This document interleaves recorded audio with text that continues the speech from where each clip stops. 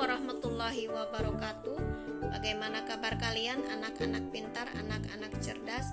Alhamdulillah kita dapat bersua kembali dalam mata pelajaran otomatisasi tata kelola kepegawaian untuk kelas 12 yang dipandu oleh Ibu Mirna Widiani.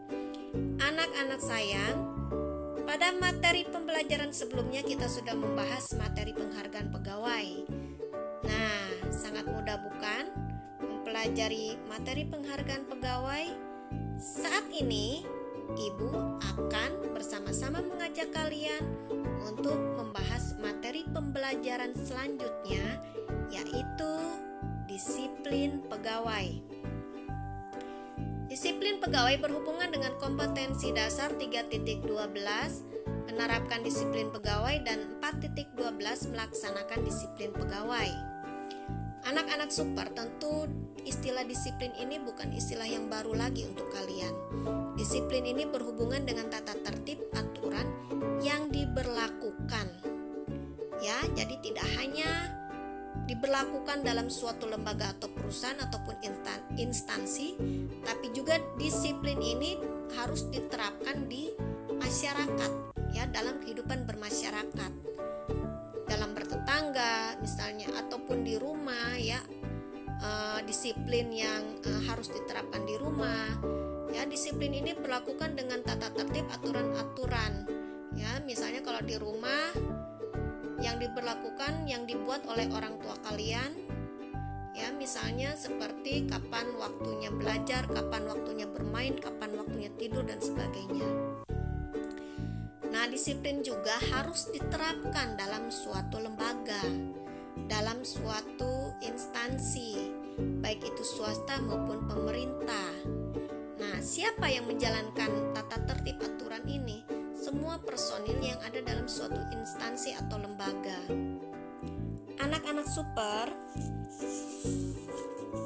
setelah kalian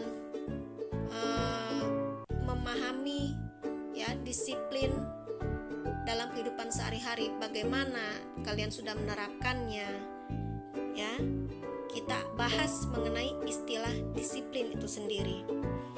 Disiplin merupakan sebuah titik awal dari segala kesuksesan dalam rangka mencapai tujuan sebuah lembaga atau perusahaan. Penerapan disiplin dalam suatu lembaga atau perusahaan bertujuan agar semua pegawai yang ada dalam perusahaan tersebut bersedia dengan sukarela mematuhi setiap tata tertib yang berlaku. Jadi seorang pegawai yang disiplin tidak akan mencuri waktu kerja untuk melakukan hal yang tidak ada kaitannya dengan pekerjaan.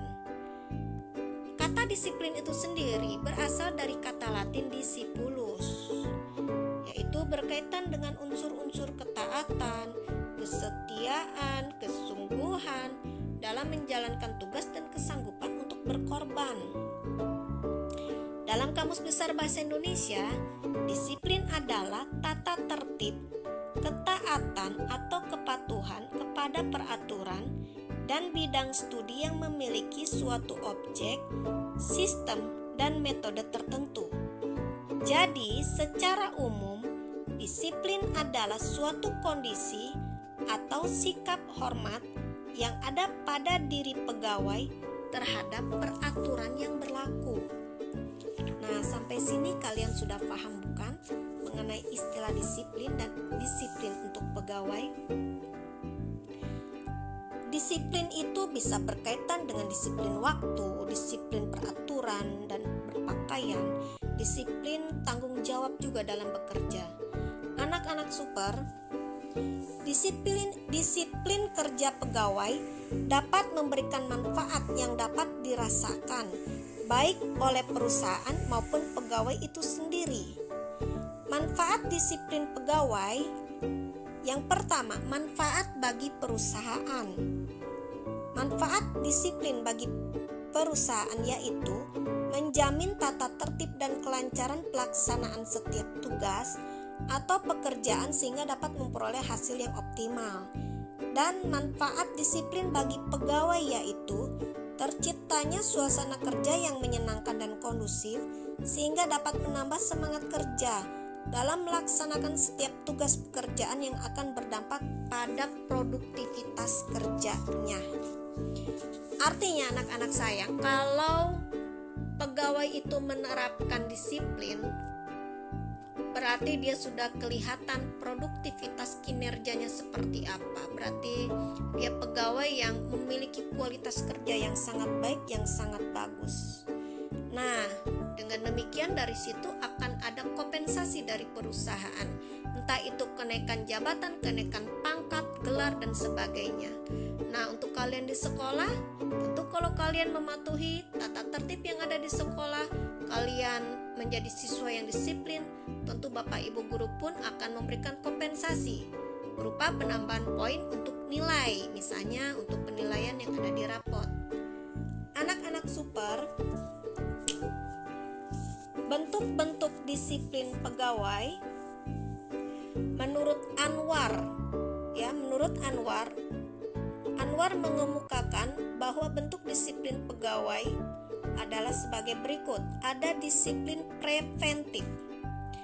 Disiplin preventif adalah suatu upaya menggerakkan pegawai untuk mengikuti dan mematuhi pedoman kerja dan aturan-aturan yang telah digariskan oleh perusahaan.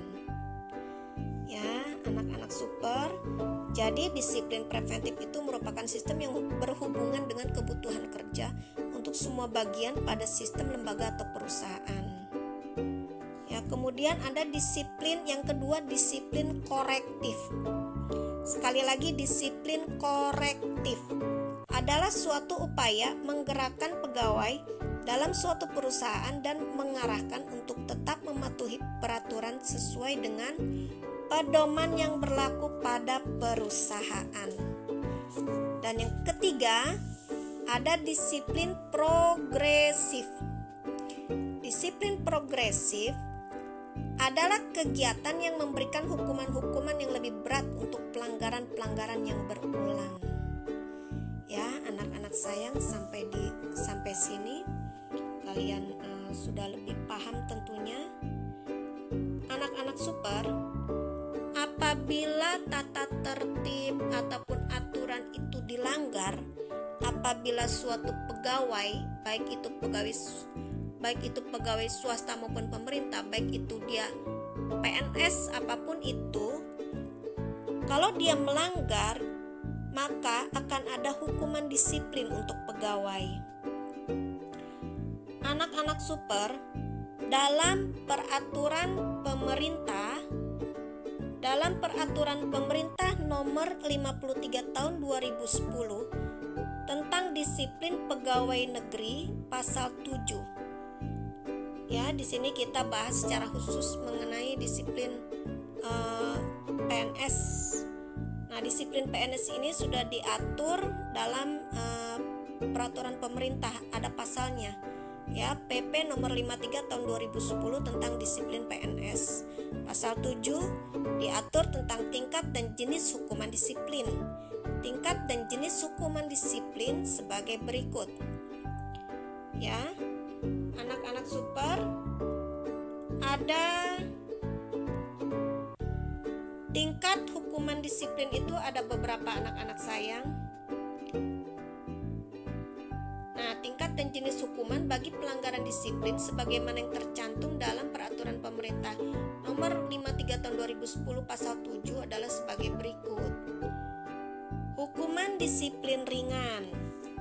Ya, anak-anak sayang, ada tingkat hukuman disiplin ini. Yang pertama, hukuman disiplin ringan. Ya. Hukuman disiplin ringan ini misalnya teguran secara lisan. Yang kedua, teguran secara tertulis. Yang ketiga, pernyataan tidak puas secara tertulis. Ya. Nah, kalau hukuman disiplin sedang, misalnya yang pertama, penundaan kenaikan gaji berkala selama 1 tahun. Yang kedua, penundaan kenaikan pangkat selama 1 tahun. Yang ketiga, penurunan pangkat setingkat lebih rendah selama 1 tahun. Ada juga jenis hukuman berat. Jenis hukuman berat misalnya penurunan pangkat. Ya, ya, pemindahan dalam rangka sampai dia dimutasi, sampai terakhir dia misalnya diberhentikan secara tidak hormat sebagai PNS. Ya, anak-anak super, kenapa kita mengambil contoh dari disiplin untuk PNS? Karena kalau swasta dengan PNS itu, kalau untuk PNS ada undang-undangnya, ya, ada pasal. Nah, kalau di swasta dia tidak berkaitan dengan undang-undang, tidak berkaitan dengan pasal, hanya saja itu hak penuh dari semua perusahaan mau memberikan hukuman seperti apa apabila ada pegawai yang melanggar. Tentu tidak sama dengan hukuman PNS, ya. Nah, di swasta juga ada beberapa tahap dan itu bergantung kebijakan masing-masing instansi. Ya, jadi berbeda-beda. Kalau untuk instansi pemerintah, mau itu dia Kementerian Keuangan, Kementerian Pendidikan, apapun itu, pasti tahap-tahapnya sama, ya, untuk setiap lembaga pemerintah. Anak-anak super, tujuan hukuman disiplin, kenapa sih harus ada hukuman disiplin untuk semua pegawai, termasuk ataupun khususnya pegawai pemerintah? Tujuan hukuman disiplin ini untuk memperbaiki dan mendidik pegawai ataupun PNS yang melakukan pelanggaran disiplin. Ya, anak-anak sayang, tentu saja harus ada, ya, hukuman disiplin ini, karena kalau tidak diterapkan hukuman disiplin, tidak diterapkan sanksi, maka pegawai tersebut akan semena-mena, akan seenaknya, ya. Jadi tidak menghargai aturan yang sudah diberlakukan dan tidak menghargai pimpinannya. Ya, dengan demikian dia tidak menghargai pimpinannya. Yang namanya pimpinan kan harus kita hargai. Cara menghargainya bagaimana? Ya, jalankan aturan tata tertib yang sudah diberlakukan dalam suatu perusahaan. Maka kita secara tidak langsung kita juga menghargai pimpinan kita. Kalau kita ingin dihargai, maka hargai dulu orang lain. Ya, bukan begitu anak-anak sayang? Nah, sampai di sini anak-anak super. Semoga kalian memahami apa yang Ibu sampaikan. Untuk selanjutnya nanti Ibu akan memberikan beberapa tugas, ya, anak-anak super. Ibu akan memberikan beberapa pertanyaan, beberapa tugas, ya, dalam bentuk esai nanti di e-learning, ya. Kalian kerjakan soal-soal yang ada di e-learning. Lalu jangan lupa subscribe, komen, dan like, ya, di video yang sudah Ibu buat. Terima kasih atas perhatiannya, terima kasih atas kerjasamanya anak-anak super. Sampai jumpa lagi pada pertemuan selanjutnya. Assalamualaikum warahmatullahi wabarakatuh.